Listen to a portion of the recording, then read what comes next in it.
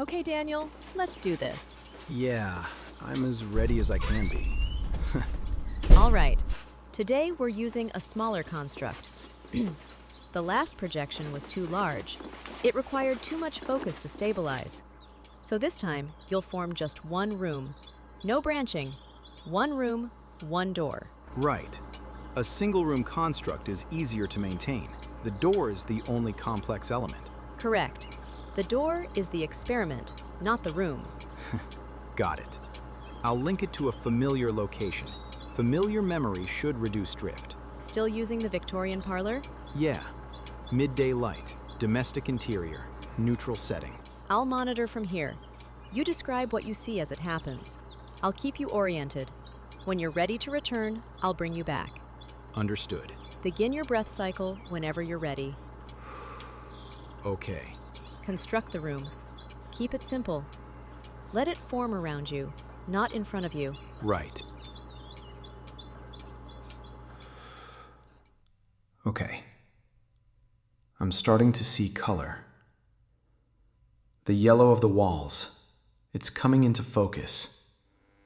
Okay. I'm in the construct. Describe it to me, please. Yellow wallpaper. Some water stains. The usual carpet. Fluorescent buzzing overhead. And just the one door. Okay. Focus on the door itself, and in your mind, hold the desired destination. The Victorian parlor. When the image is clear and stable, open the door. Anchoring image now.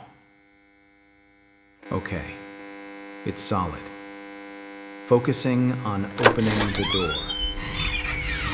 I can see the parlor through the doorway. I'm stepping. I'm floating in. Okay, I'm in the parlor now. There are lace curtains, mahogany furniture, no people, stable light source. Excellent. Do you see another door? Yes. It appears to be the front door that goes out into the street. I'm moving towards it. Should I focus an intended destination? No. As you said, this should go out into the street. So, theoretically, since you've anchored the first door to this Victorian world, and it's as solid as you say, then when you pass through this door, you should find yourself in a Victorian street. Okay. I'm going to the interior door. I'm focusing on opening it. This is strange. The door doesn't seem to want to open. Trying again. Nope.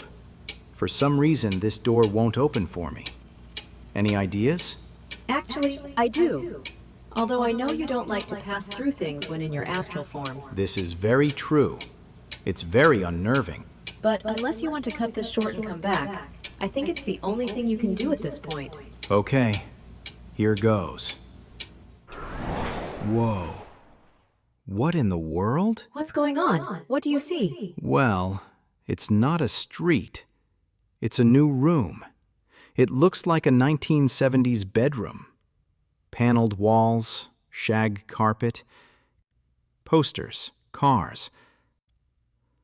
Looks very much as if someone lived here. Really? That's really weird. So it sounds as though your construct was limited to the solid Victorian parlor, which may explain why the door wouldn't open because, technically speaking, there wasn't anything beyond the door. However, once you pushed through, something rushed to form around you. The question is, where did this 1970s room come from? Your own subconscious? Or perhaps the Backrooms universe threw it together based on your own personal history? Yeah, it doesn't look like anything we grew up with. Although it is decidedly 1970s. There's something else, though. And what is that? The door I passed through? Yeah, well, there's just a wall here now. No door. In fact, the only door I see in this room is a closet. Okay, well, you have a choice.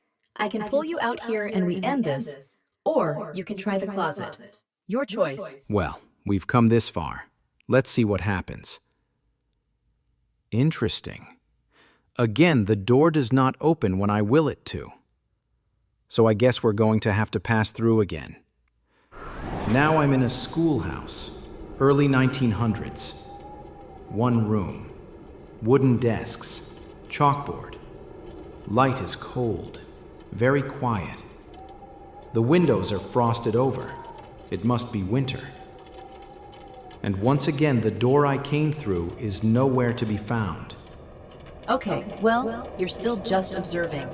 Don't forget that you're still in control. Look for your exit. Still in control? I think I left that back in the Victorian room. I'm pretty much winging it here. Okay, I see a door at the back. I'm going to it. I don't know why I keep bothering. This door won't open either.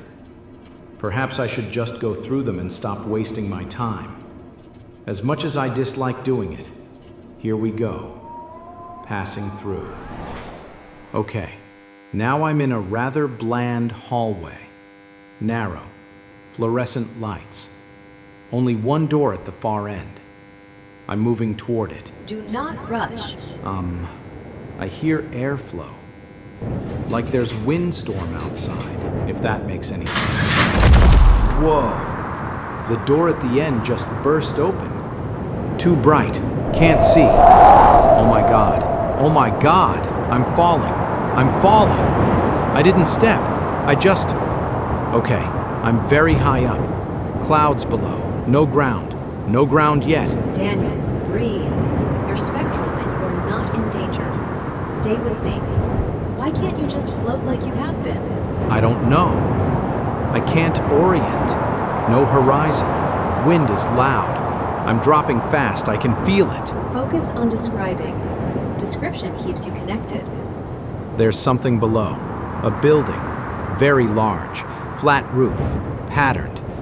I'm still falling toward it. Speed seems to be reducing. If I had a body, I'd say, this is going to hurt. Okay, I've stopped. I'm not falling anymore. There's stone under me.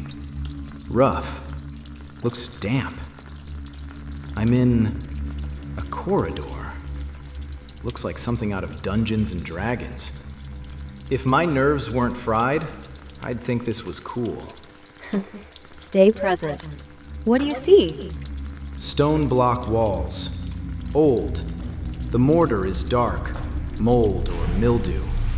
Lanterns are hanging from short ropes on iron frames. The flames flicker, but they're steady enough to see by. Good. Keep describing. It keeps you anchored. I'm heading toward the hallway, which appears to be lighter than the others. Same stone, same lantern spacing. No sounds. I'm coming up on a corner, taking it. You're doing fine. There's another stretch. Looks identical. Almost like it was copy-pasted. More mildew in the seams here. Damp patches on the floor. And... okay. I see big double doors. Dark wood. Iron bands across them. 2 lanterns mounted on either side. They seem brighter than the others, but that could just be me.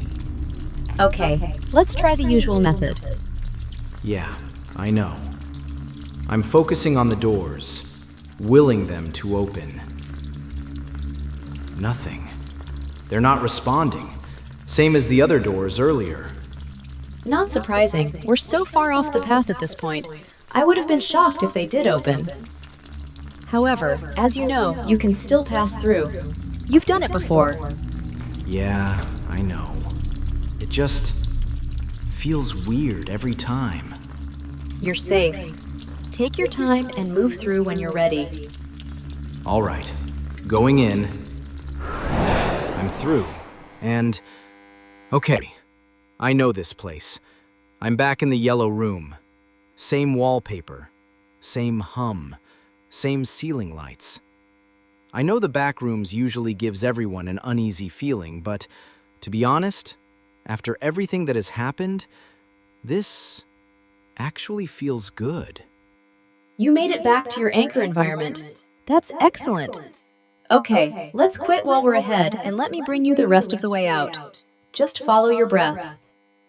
Breathing in, Yeah, I can feel the office again. Let your awareness move back into your body. Fingers, feet, breath. Coming back now. Whenever you're settled, open your eyes.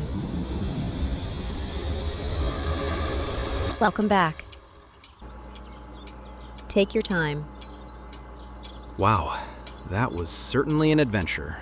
So everything went according to plan until Until I tried to open the door in the Victorian parlor that was supposed to lead outside. It wouldn't open. When I passed through it, I found myself in the first of several seemingly random places. A 1970s bedroom.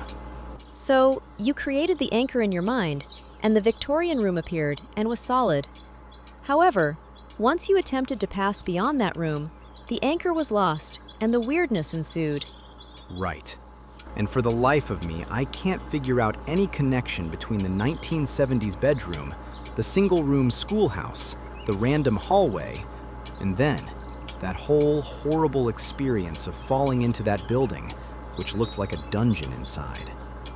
And I haven't a clue how once I went through those double doors, I ended up back in the original backrooms construct we created as a landing room to start the whole thing. Yeah, I've been trying to figure that out as well.